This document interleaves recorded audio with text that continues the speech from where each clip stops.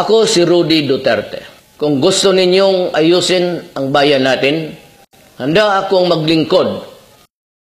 Pero dapat lahat tayo magsakripisyo at magkaisa para maayos ang ating bayan. Kung happy na kayo sa continuing corruption, sa pag-usbong ng krimen, huwag ninyo akong iboto.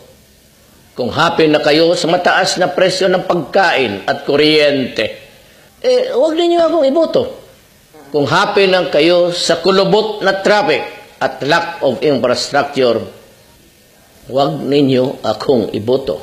Kung happy na kayo na wala tayong industriya at walang trabaho dito sa ating bayan, huwag ninyo akong iboto.